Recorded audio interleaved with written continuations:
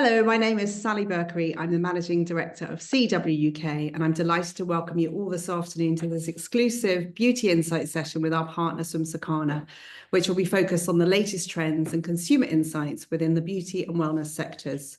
Taking us through the insights today will be Helen Duxbury, Account Director, and Melissa Petch, Client Director, and they will guide us through a fascinating 45-minute discussion, providing valuable perspectives that can drive your business growth in an ever-evolving market. They will be discussing a variety of topics, including the shift from a health crisis to a cost of living crisis and how it's reshaping consumer focus on well-being. They'll look at emerging trends in both the mass and prestige beauty markets, evolving shopping habits and consumer behaviours in health and beauty, with some updates on 4 major beauty categories: skincare, makeup, fragrance, and hair care, with a special look at channel-driven market dynamics. They'll also do a deep dive into tangible and intangible aspects of well-being and how they relate to both the prestige and mass products, as well as health supplements. Finally, we'll also investigate whether consumers are truly trading down and how willing they are to adapt to a changing economic circumstance. Do please pop any questions you have at the Q&A panel at the bottom, and we will come to these at the end. And we'll also be sharing a recap of the slides after the session with you today. Might be tomorrow, but we'll try today.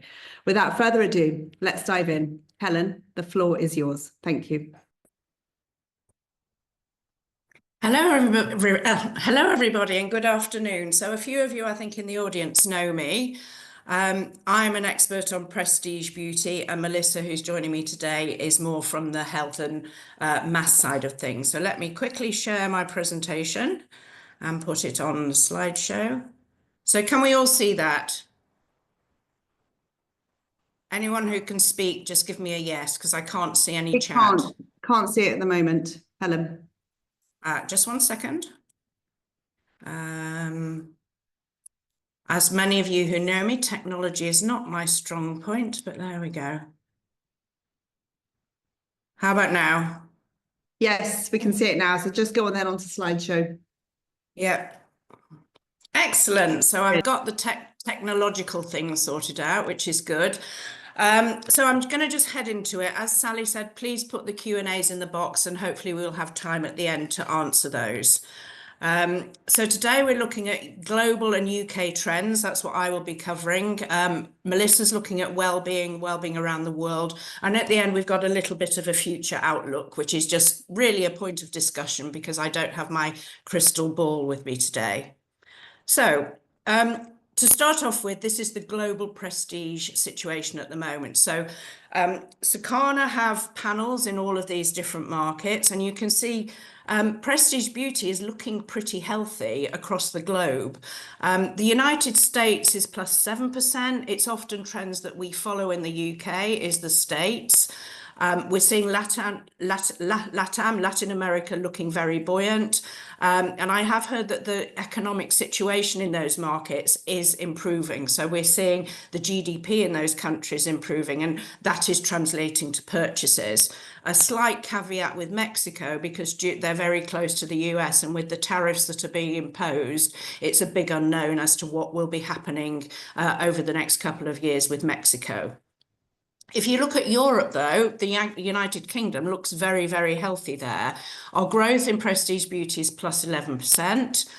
It's in line with Spain and Italy. And certainly, if anyone read the news a few weeks ago, the Spanish economy is one that we should all be aspiring to, because they've done very well with bringing tourists back, with the economy recovering after the pandemic. And they also they still have a tourist tax rebate that we have lost in the UK. Bearing in mind those things, the United Kingdom numbers look very, very positive. France and Germany are a bit behind the rest of Europe because of the economic and political situations there. And then China is just growing +1%. And I think in China, we have seen, some of the purchases moving to being more local rather than international brands growing there. There's also a slight difference in terms of the weights of the categories in those different areas. So certainly in Europe and Latin America, fragrance is the biggest area of sales within those markets. Certainly for fragrance, the UK is the 3rd biggest behind France and Germany, but for total beauty, UK is actually the biggest. In North America, fragrance is not as developed. They're more associated with makeup and skincare. And in China, as you would expect, it's very much skincare that is driving the market there. What's interesting is the yellow bar, which is hair care. It's fairly small in prestige because, you know, if you think going to your local supermarket, there's lots and lots of mass hair care brands there. But what happened in COVID was we couldn't go to the salons. So those people who maybe saw their going to the salon, having their hair cut as a treat, they purchased hair products and to some extent prestige hair products. And I don't know if you've ever made the transition, but once you start using a prestige hair product and realize the benefits and why you're paying more for it, you will continue to use those products. So COVID really gave prestige hair a bit of a boost. So we're now going to focus on the UK. We've had a look at Europe. And this is just sort of a reflection on 2024 and what were the key drivers. So cost of living is a big thing in the UK. According to the Office of National Statistics, for 80% of the economy, it is still the #1 concern amongst their lifestyle. So cost of living is still relevant. The only thing I would say to that is prestige beauty seems to be very resilient to that. The weather, apparently we had one of the 4th warmest years last year, but not one of the warmest summers because the sun didn't shine that much. We had a lot of rain, and then towards the end of the year, we had a lot of storms as well. So, you know, the weather is linked to one of my later points. If it's pouring down with rain or if there's a storm raging, you don't really feel like going out shopping. It's been quite a turbulent year in terms of politics. So last year we got a new government. The Labour government was voted in. I think we all feel that we needed a change, but that did bring it with it a degree of uncertainty. And then the budget where national insurance was raised for businesses is again an area that we don't quite know how that's going to affect everything because the businesses will probably pass on those increases to their employees. Channels is an interesting one. We're seeing e-commerce growing ahead of bricks and mortar. And if you go into your high street, there are still quite a few empty units where shops have closed down. So we have seen a closing down of bricks and mortar. Having said that, e-commerce is growing ahead of bricks and mortar, but bricks and mortar is still growing. And in most categories, it's still bigger than the online channel. So it's nothing that we need to forget about. In terms of footfall has been down for 2 years in a row. So footfall has been quite disappointing. And again, I think the weather hasn't really helped to drive that footfall. Certainly in our high streets where we've got empty units, there needs to be a reason to go into those high streets, to go shopping, to meet your friends and make it more of a social occasion again. The one area that we have seen footfall growing is your retail parks ahead of high street and shopping malls. And this is an area you can go, there's many shops there, and also you often don't have to pay for parking, so there's a benefit there. For prestige beauty, we've seen price increasing, so about 2.4%. It's driven by a lot of different things. So inflation has been up. We see a mix of business in terms of premiumization in some markets. Other markets are seeing more affordable options becoming available. And also the difference in, you know, price and promotions, deeper discounts, more promotions, etc., that we're seeing becoming more prevalent. We did a consumer survey and 40% of British people expect their financial situation to remain the same. So that's quite a high number. The only thing is that 25% think it will get worse, and that is up 2 points from when we did our survey back in September. And those 2 points have come off the 40%. So it's looking slightly negative when you look at those consumers. So we're now going to focus on 2024. And first of all, we're looking at highlights in prestige beauty, followed by beauty and wellness performance. So I really like this slide. This is my unit % change slide for different categories across industries that Circana cover. It's a unit percent change, so it's showing the demand for these categories, and it takes out the effect of price. At number one, we've got actually got travel and leisure food, and this is mainly because during COVID, when we weren't traveling or we weren't going to the gym, we stopped doing these things, and they've taken more time to recover than other areas. What I really like is those three prestige beauty categories. Prestige skincare, prestige makeup, prestige fragrance are all growing in demand, which is great to see. If we were looking at fragrance last year, units were flat and it was only being driven by premiumization. But this year we're seeing that unit growth coming back for various reasons. And these areas are growing ahead of some of the necessities, such as frozen food, chilled food, healthcare, etc., which have very low levels of growth. And we're also seeing mass beauty there at -1%. So it's not a whole beauty thing. Consumers are buying less mass beauty, but really still engaging with prestige beauty. I do like to just mention the two categories at the bottom of my slide. So toys, we have a declining birth rate. And also, if everybody remembers the pandemic, we were all doing jigsaws, playing games. We were playing games via Zoom. And also pets, we were all getting lockdown puppies. So I think less people now are getting pets because they actually have to go to work and can't justify the ownership of a pet anymore. Prestige beauty is resilient. We see prestige beauty growing year after year. So 2020 was the year of the pandemic. That was where we actually saw beauty declining. But since then, every year beauty has grown consistently, and it's across all categories. Fragrance during the pandemic was the most resilient category because we would often spray a fragrance for ourselves. Even if we weren't going out, it's part of our wellness routine.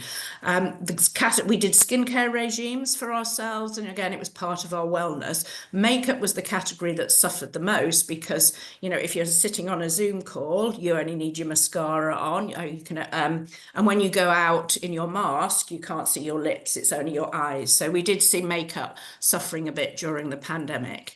In terms of the weight, we've already seen in the UK, fragrance is the biggest sector at just 44% of sales.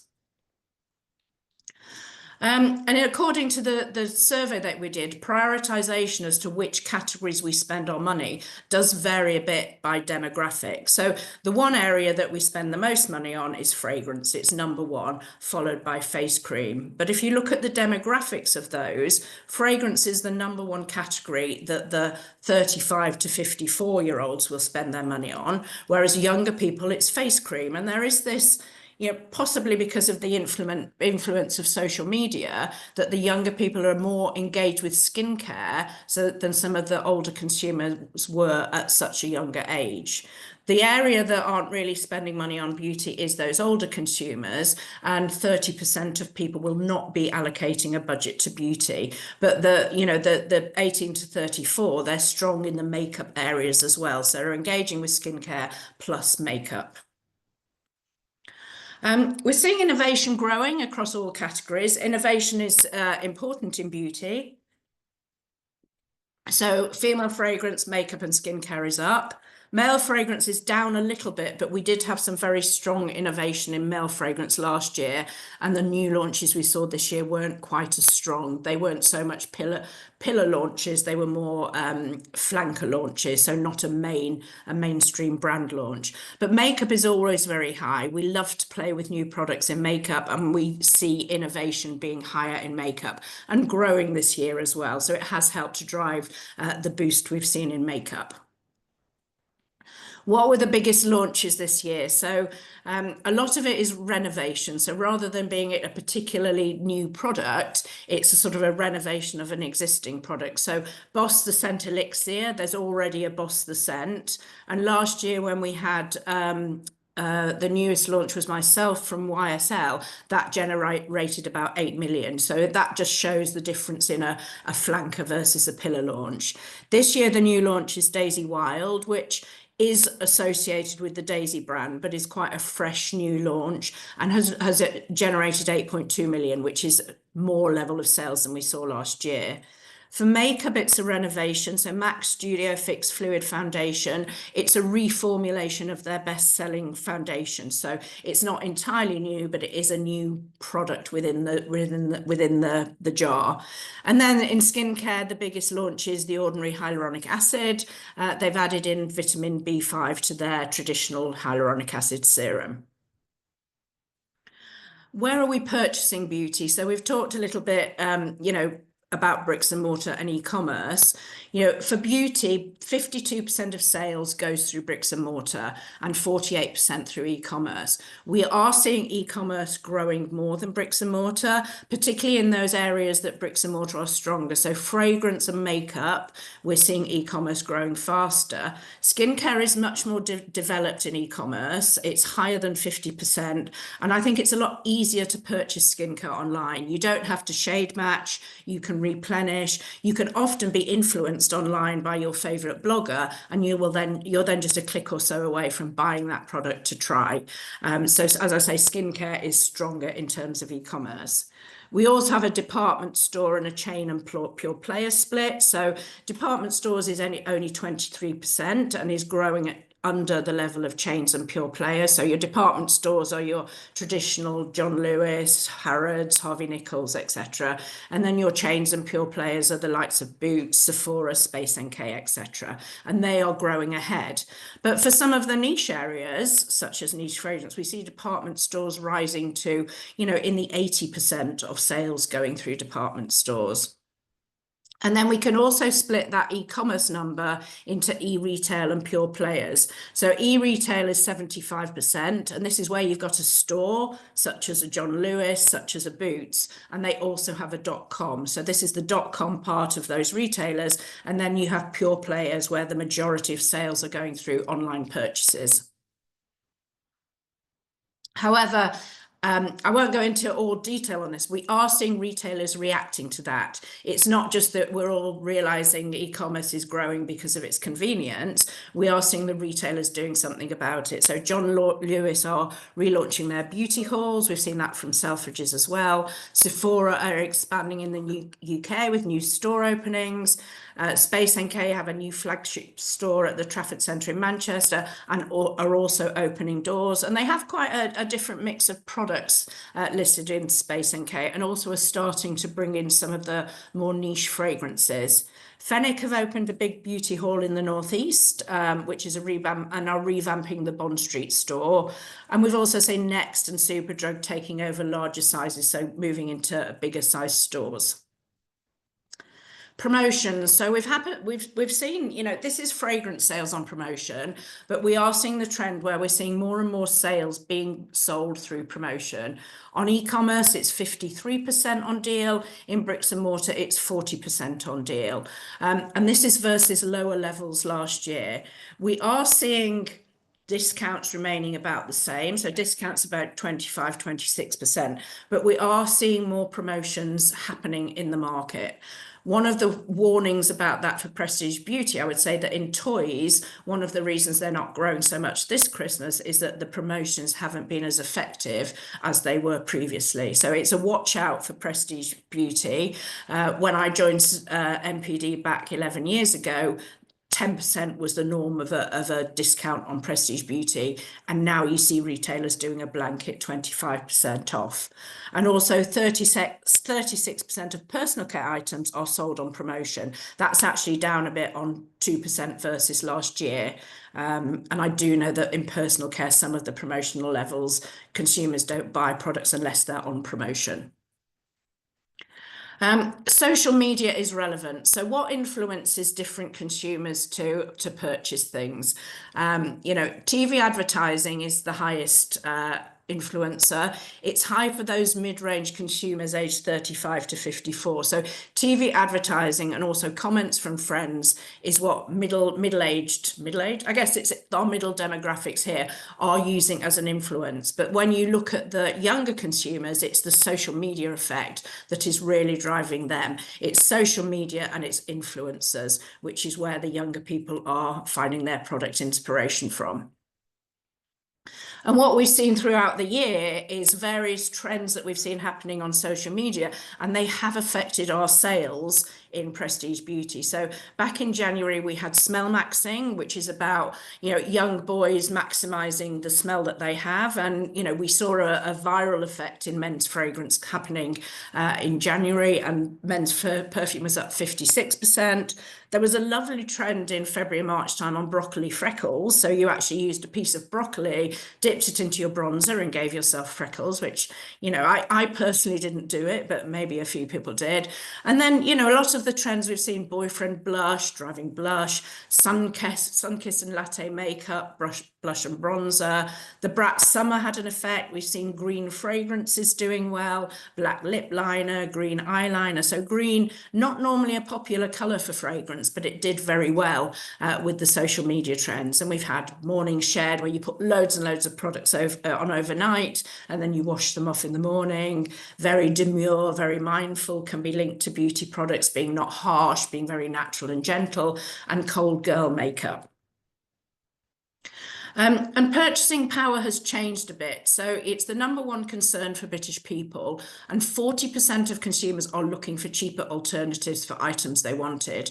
31% didn't modify their habits, but 20% actually delayed buying things versus buying the first necessity. And that's gone up from 60% versus September. So, that cost of living crisis, it is still out there. And we have seen an increase in dupe culture. So 36% of consumers have purchased dupes for beauty, and amongst younger consumers, that reaches 52%. So it's a lot more acceptable among younger consumers to purchase dupes, to purchase copies. It's higher in fragrances than makeup and skincare. We have seen some of the brands retaliating, such as, Charlotte Tilbury we've seen campaigns where she's talking about why her products are legendary. Olaplex has gone out and said that their products are not dupeable, etc. So we are seeing fighting against this dupe culture, but it is a lot more acceptable. And, even in my pharmacy down the road, there are fragrance collections where it tells you on a board what fragrance it is a dupe of. So if you buy number 70, it's supposed to smell like Chanel, Coco Mademoiselle. So it is a bit more accepted now, and it's frowned upon in many quarters. But if it brings consumers into prestige beauty, we know that dupes aren't as good as the original. Dupe fragrance isn't going to last as long. So we will then aspire to the main fragrance. So having said that, long-lasting fragrance is key in fragrance decision-making. So those dupes won't last as long as the original product. We also like good value for money, which is where promotions come in. A scent that lifts my mood, so that's the wellness connection. A scent that's appealing to others. I've quite often heard people say recently that, oh yes, someone said, what are you wearing? That's a lovely scent. So we do quite like it when people can smell what we're wearing, and particularly if they like it. If they don't like it, we're not so keen. And these are the trends that we've seen coming through in fragrance. We've seen stronger formats, so premiumization in fragrance with eau de parfum growing. And I've put the prices on here so you can see those growing areas of eau de parfum and perfume are higher priced. The area that we've seen also growing is ancillaries, and ancillaries are these lower priced products, and that is really being driven by body sprays. There's a brand about, you've probably all heard of it, that are very, very strong in body sprays. Their body sprays don't have a skincare benefit, but they are a fragrance, so that's why I include them in the fragrance category. Without those body sprays, the ancillaries are down -1.1%. Some people think, oh, they're not really fragrance, but, the view is that, if younger consumers are using a fragrance, whether it's a body spray, and the brand that these body sprays are from is a prestige brand, then it's not a bad thing. It's getting consumers to have fragrance as part of their regime. And we are seeing growth with some of the more premium fragrance brands now who are concentrating on body sprays as maybe an introduction to their brand when consumers can't afford to buy the full fragrance. So if you can't afford a premium fragrance, you might buy the body spray, so you smell like that fragrance. It won't have all the benefits, but you can aspire then when you get a few pay rises to buy the original. Niche fragrance is growing. So we've seen the bottom end of the spectrum, body sprays. We've seen the middle spectrum with eau de parfum and perfume. And then we're seeing niche fragrances. Those fragrances in limited distribution are growing ahead of fragrance. Their value is up 14%.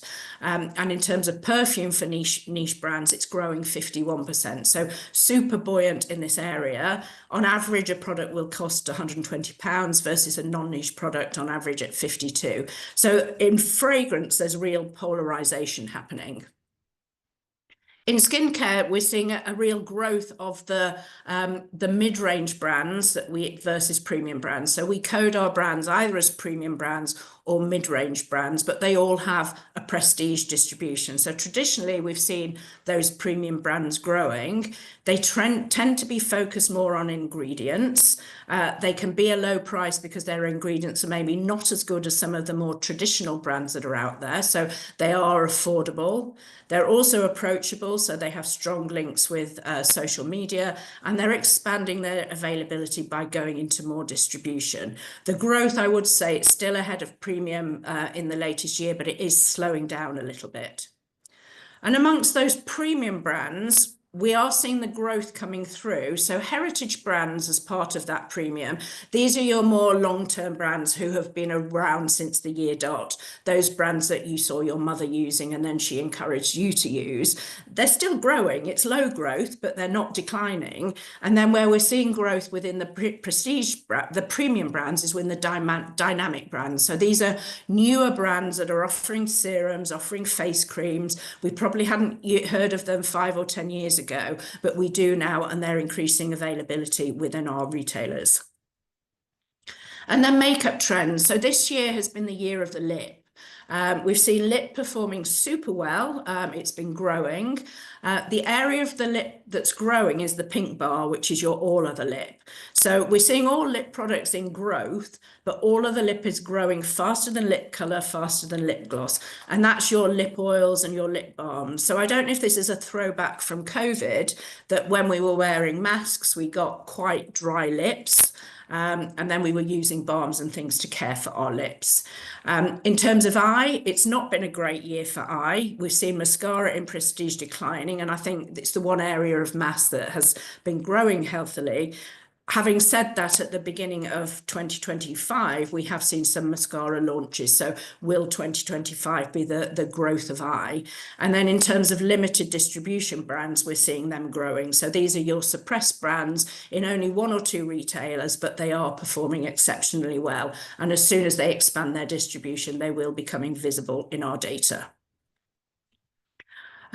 This is just a little bit about the lip and the big sectors in makeup are still lip, 17% of makeup, and still face makeup, which is half of it. But it's not the traditional products that are driving that. Lip colour is only up 2% in the UK, foundation only up 4%. We've spoken about lip, it's your lip balms and your lip oils, but in foundation, it's, I think, some of those more, the innovation plus the social media driven brands, such as blush, such as setting spray and powder, concealer, and some of the more hybrid face products.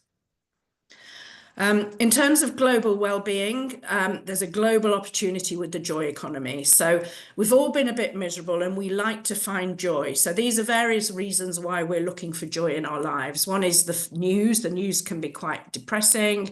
Self-care is something we started doing in the pandemic, and it's all linked to wellness. So, you know, we see that as important. We're looking for affordable fun. We've not got loads of money, but we want to be able to enjoy things. And sometimes the lipstick effect means we buy a lower priced makeup item to make ourselves feel better. And also after, you know, this isolation of COVID, we're craving community. And talking about wellness, 75% of US consumers believe it's more important to feel good than look good. So there's how important wellness is to us. And then beauty is very well connected with wellness. We dedicate time to skincare, applying makeup makes us feel good, styling our hair. I had awful dirty hair yesterday and I was scratching my head. Now I've washed it, I feel so much better. Applying fragrance to lift your mood, and lighting candles and oil diffusers. It's all something we do just to make us feel better. So I'm now going to hand over to Melissa, who is going to look at beauty and wellness performance. Hello, welcome. So I'm going to take you through beauty and wellness at a mass market. If you can go to the next slide, Helen. Perfect. Sorry. So, sorry, I'm having problems here. So the perma crisis, so we've moved from health crisis to cost of living crisis. So at the moment, shoppers are much more focused on their well-being, which Helen has just mentioned that just through the insights she's just given you through that. And sorry. So as a result, shoppers are now more focused and educated, proactive about their well-being and taking greater control of their wellness routines. Next slide. So over time, we've observed a gradual reduction in the number of people actively taking steps to migrate cost of living pressures. So individuals were making adjustments. So they were cutting back on non-essential expenses, seeking promotions, which we would call savvy shoppers, or altering their lifestyles. So we are seeing a reduction in this. So the British love to shop. So 488 million trips were made to retailers. So with record numbers. Actually, supermarkets experienced the busiest Christmas since 2019, despite the cost of living pressures. So retail remains a key part of a daily life. But the question is, how are shopping behaviours shifting? Are people making fewer but more intentional purchase? So understanding these trends will really help us anticipate future behaviours and also adapt strategies accordingly to make sure that we are doing the right thing for the consumers. So FMCG remains a dominant in consumer spending. So for every £10 spent, £8.30 goes towards food. So this underscores the essential nature of food purchases. So even as households navigate financial pressures, but however, this is also means that non-food categories, including beauty and personal care, must work harder to gain a larger share of consumer spending. So as budgets tighten, so understanding how to position personal care as an essential purchase rather than discretionary, this will be key to ensuring continued investment in personal care and self-care. So as Helen mentioned before, people are taking more time in their self-care, their wellness. So there's a big opportunity for this. So inflationary pressures are now impacting both personal care and healthcare. So driving up costs, influencing consumer choices. So as price rises, shoppers may reconsider their purchases, so switching brands, seeking promotions, which I said before, even delaying essential personal care spending. So the key challenge is ensuring that healthcare and personal care products remain accessible and perceived as a necessity rather than a discretionary purchase. So it's really about understanding your consumers and how they adapt to their pressures. So it will be critical to sustaining growth and also the engagement in these categories. So I'm going to take a, sorry, Helen, can you go back one? So now I wanted to take a look into personal care. So we're seeing macro trends and shaping the overall consumer behaviour. But I want to do these dynamics specifically in the impact this sector for spending patterns, inflationary pressures and evolving consumer priorities. So I want to take a bit of a deep dive for you. So beauty shoppers are highly price sensitive, with 6 in 10 willing to change their routine if the money is tight. So 31% of shoppers will stop buying beauty products altogether. And you can see we've done alcoholic drinks. That's just to show that even 34% of people will stop buying alcoholic drinks. So it's like a comparison for you to have a look. And then 26% will switch to cheaper alternatives. So to retain shoppers, brands must really focus on the value-driven strategies, so including promotions and also consumer education to justify the higher price point and reinforce their product benefits. So it's about showcasing why the shoppers would want to pay more for that product to show the key benefits. So despite the price sensitive, shoppers are still willing to invest in premium beauty. So with 9.4% of sales coming from premium brands, there will be obviously price increases in this number, but this highlights the importance of the brand differentiation, quality and perceived value in driving premium sales, even in a cost-conscious market. So you can see by value, standard and premium, value obviously is down in 2021, which is, and then it's up in 2021, sorry, by 41% and down by 38% 2024. So this is actually a strong picture. So standards up 41% and premiums up 22%. So this is a strong picture and a success story, because that's what you would want to see for standard and premium. So price is now a bigger influence on beauty purchases than ever before, with shoppers buying less than they did 3 years ago due to financial pressures. But this makes it critical to brands, as I've said before, is really clearly communicate the value, whether it's through quality, innovation or the benefits. You really need to justify the price point and maintain shopper loyalty in a competitive market.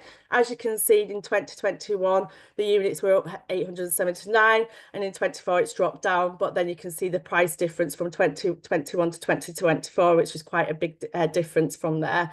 So it's really important to show why people need to spend more on your brands. So personal care is a major category in the UK, and it's one of the fastest growing, adding 458 million in value, which is a huge number. This growth reflects on ongoing demand on essential personal care products, even in a challenging economic climate. Consumers continue to invest in hygiene, self-care and wellness, so making this a key category for key brands to looking in to drive long-term growth. So everyone at the moment is looking at self-care, the wellness. I do it myself. So it's very important for people since the pandemic, really. So personal care categories are seeing strong growth, with vitamins performing exceptionally well as consumers prioritise their health and wellness. But so vitamins and nutrition and skincare are the standout drivers, so contributing 183 million in growth between these categories versus last year. So that's a massive number. So this highlights the demand for self-care and wellness through supplements and also effective skincare solutions, reinforcing that need for innovation, premium offerings in the category. So yeah, so skincare and even hair care and deodorants and personal washers stand out as well. But as you can see, vitamins is the number one in there. So growth in personal care has been driven by higher price points, but this has led to slower unit sales growth, which I've touched on before, particularly in razors, blades and cosmetics and fragrances. But as a key factor could be the shift in online shopping, where less frequent purchaser and changing grooming habits, so impact on razor sales. So I'm sure there's a lot of people going to get laser treatment now, so this will be affecting the sales now. And in fragrance, the rise of affordable dupes like Zara's range, and I know Helen's just mentioned about dupes, which is not captured in this read, so maybe also be influencing the brand sales trends. So understanding these dynamics is crucial for brands to adapt pricing and the innovation. Also, marketing strategy is really key as well. So as you can see, hair care and skincare are not their volume units is not declining massively, but there's opportunity to get that back into growth. So I just wanted to touch on the rise in price points is solely due to inflation, but premium NPD is expanding in the mainstream retailers like Boots and Superdrug. And this shift is making high-end beauty and personal care more accessible and attracting shoppers who are willing to trade up for quality, innovation and trusted brands. As premiumization continues, brands must ensure their value proposition is clear to maintain shopper engagement. So I've pulled out these products at the moment. So one to talk about is High Smile. Has exploded in the last couple of years, and their key thing was their marketing strategy. Heavily leveraged social media, collaborating with influencers such as Kardashians, and also it's enhanced their brand visibility. They've got massive shelf space in Superdrug if you haven't seen it, and now even in Boots. So in the last 3 years, they've driven $40 million, which is a staggering number, but they're definitely making an imprint. But consumers are willing to pay that £8.26, and the average of that dental or toothpaste is £2.20. So premium products are coming in, they're at a bigger price point, but consumers are definitely wanting to purchase that. So the key there for me is what they've done with their marketing strategy. And then I've just looked at the top brands, and I know you're all thinking, why is Huel in here? Because you think it's a food product, but that is due to because of nutrition and vitamins. That total store, it does sit in this read. So the value growth in beauty and personal care is being driven by brands like Huel, Maybelline, L'Oreal, and Oral-B and Dove, which are successfully leveraging innovation, premiumization, and strong brand positioning. And what Huel has done, which we can take learnings from, I think, is like they have got vending machines as well. So they're available on the go now in the Victoria train station. But is there something you can do with beauty and healthcare, having a vending machine on the go? I don't know, someone's on a night out, but Boots is shut and they might need a lipstick. So I feel like you can take some learnings from that brand. But in contrast, the household names like Revolution, Gillette, and Nivea are facing challenges, likely due to increased competition, price impressions, shifts in consumer preference. But understanding what's driving the success of the top performing brands can help struggling brands to adapt their strategies to regain their market share.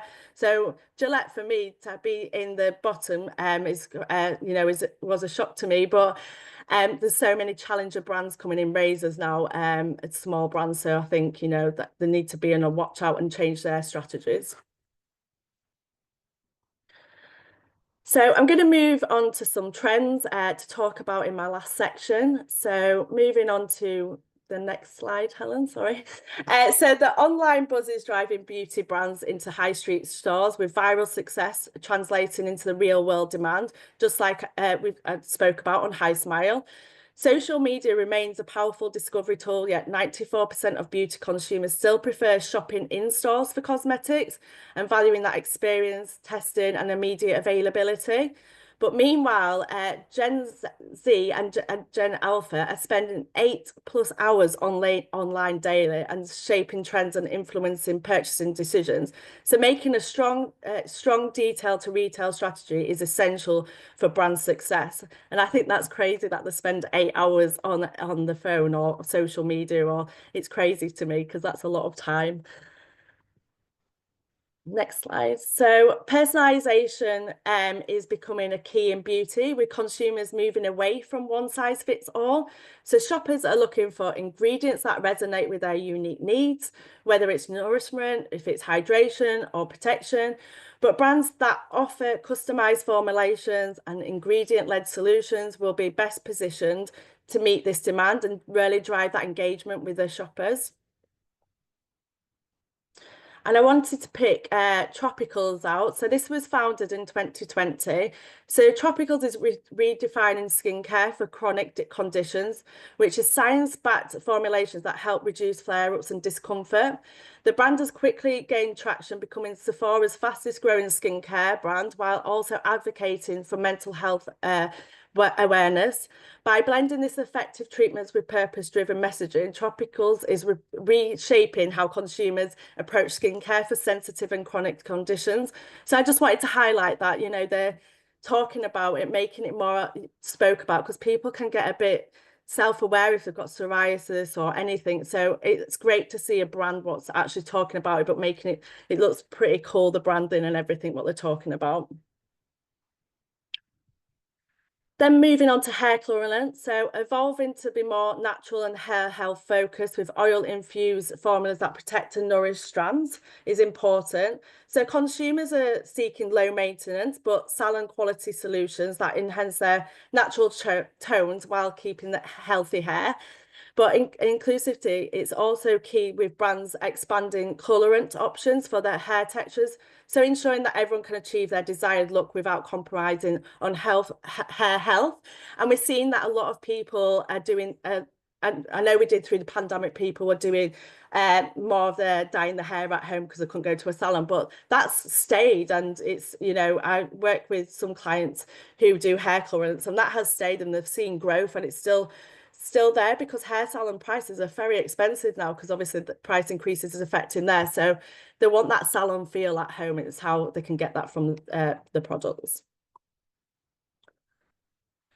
So education and technology is transforming the beauty industry, with virtual try-ons, online education playing a bigger role in the shopping journey. So consumers can now experiment with products digitally and then learn about the formulations before even stepping into a store, so leading into a more confident and informed purchases. So this streamlines blend of tech and education is reshaping how brands engage with their shoppers and making the buying process more interactive, personalized and convenient. But we do see that people, from surveys we've done, people still want to go into the shop. So they might try it on their phone, see what it looks like, but they still like to go into the shop to buy their product. And then I just wanted to pick out Living Proof, which probably should have been the slide before with hair, but Living Proof's the perfect hair dry shampoo. So it's cleaning without washing. It's tapping into that, you know, low maintenance hair solutions. On the store visits I've seen in the higher prestige beauty, like Sephora, Space NK, it's in M&S, it's all over. So they're really making an impact, and that's £24 for a product. So they're tapping into that high performance, low maintenance for hair solutions. So I thought it was interesting at the price point, because on average, as you saw before, is about £4. But obviously there's a keen in the market for people having this. So busy mums or busy people with busy jobs might just don't have the time and need to rush, and it's perfect for that. And that was me, I think. Thank you for your time.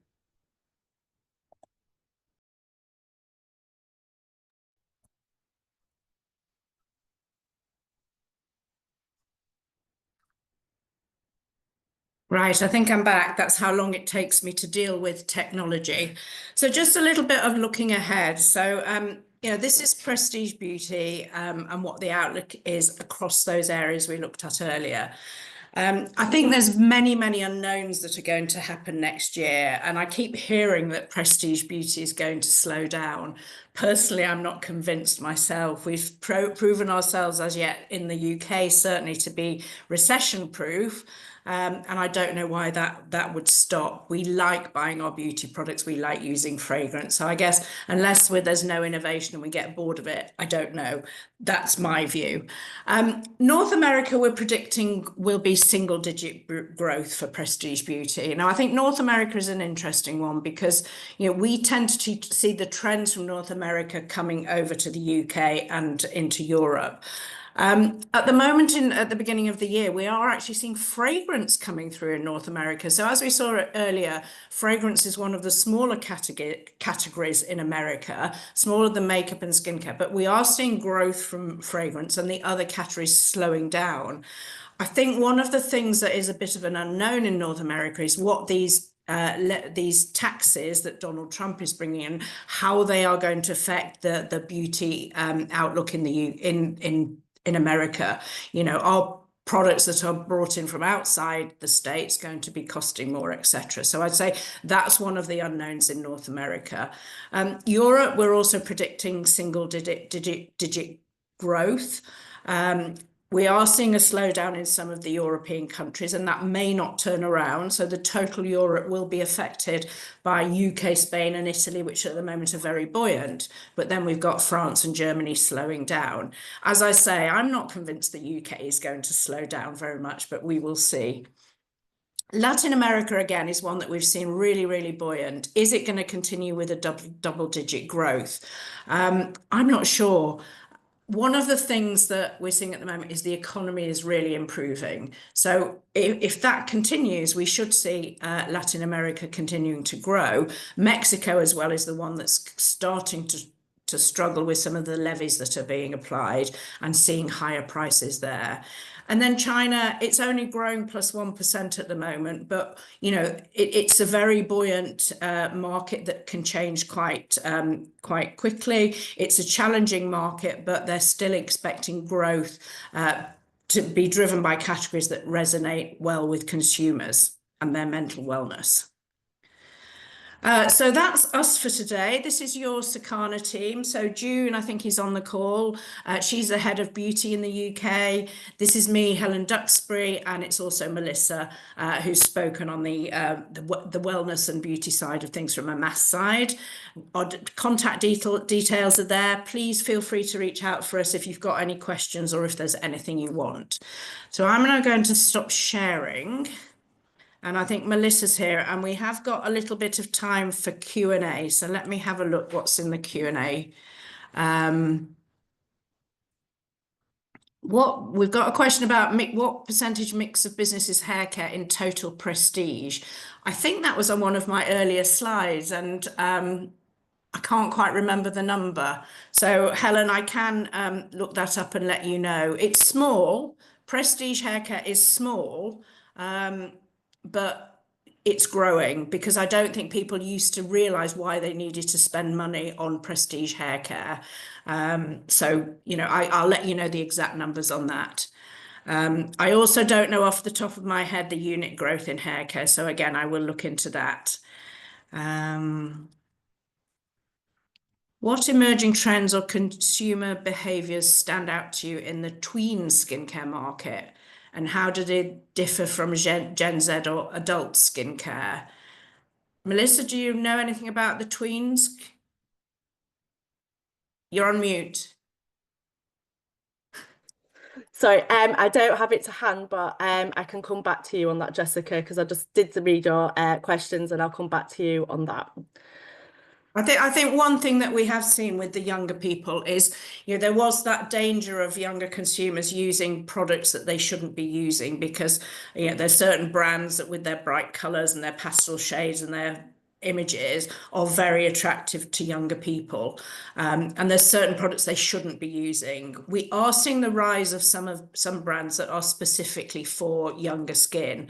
And I think that's the difference, that after that initial scaremongering where we realized consumers as young as 11 or 12 were using retinol, which they shouldn't be doing, we're seeing brands appearing which will address their needs, but in a much milder and more gentle way. And it's not a bad thing to get younger people into a skincare regime. It just needs to be in a way that's appropriate for them. How do parents influence or control their tween skincare purchases? And I think, it's hard. It's a hard job for parents to do. And often the pressure there comes from the younger people saying, for my birthday, I want a retinol from this brand. And you have to say, it's up to education from the parents, but also from the brands. Parents need to say, I understand you've seen on social media what this can do, but I would much rather, this is a much better product for you to use. And then the brands have to be developing those products that speak to consumers and are appropriate to those consumers. Melissa, I think this is one for you. Do you believe vitamins and supplements will continue to see growth in mass as we see in prestige?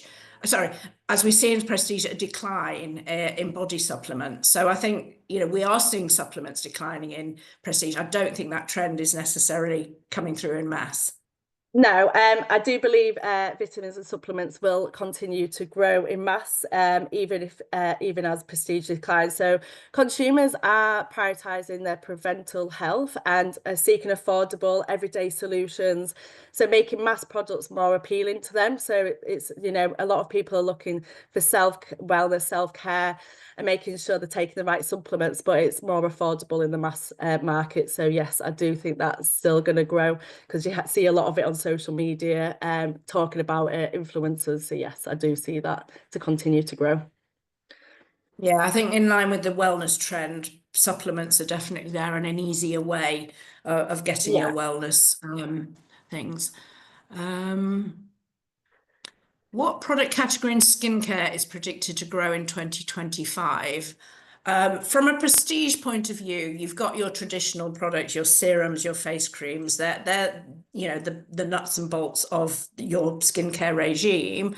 I think some of the more body-related skincare products will come about. You know, we've seen body sprays in fragrance growing. There's also growth in some of the body products within skincare, such as body oils, body serums, deodorant. So I think as well as face products in skincare, we may all see body products as well. I don't know if you've seen anything in mass, Melissa.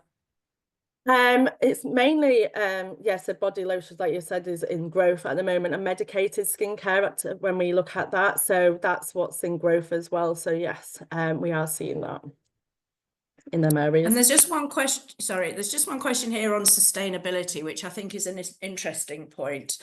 You know, sustainability is something we all talk about. We don't necessarily participate in. A lot of fragrances are launching with refillables, which we know are better for the environment, but consumers aren't purchasing the refills because it's not a natural thing to do. We are, however, seeing, and we were talking about this the other day, a lot of the retailers offering recycle schemes. And once you start getting into those recycle schemes, they're actually really good. You know, you collect 5 empties, take them back, and you can get something for yourself as a reward for recycling those empties. I think that's probably it on the Q&A for now. Absolutely. I think that was a fantastic session. Thank you both ever so much. It was wonderful as ever. We could listen to you for hours, and I know there probably will be questions that people haven't had answered and they want to have answers. So please send those through to us. You can always send it to me directly, sally@cewuk.co.uk, or to the hello@cewuk.co.uk. It was brilliant. I'm sort of mind blown. We've written so many notes actually here. So thank you to both of you. For those of you who have been on the call who are not members of CEW, this is an example of the kind of session that we do very regularly, as well as lots of in-person events. So if you'd like to find out a bit more about CEW, do please get in touch. Our next big event is the Tech Summit, which is taking place on the 30th of April. Early bird tickets are now on sale for that. That's a full day summit at the Hamyard Hotel. And we hope to see some of you there. But for now, thank you ever so much, Circana. We love working with you, and we'll see you all soon. Thank you.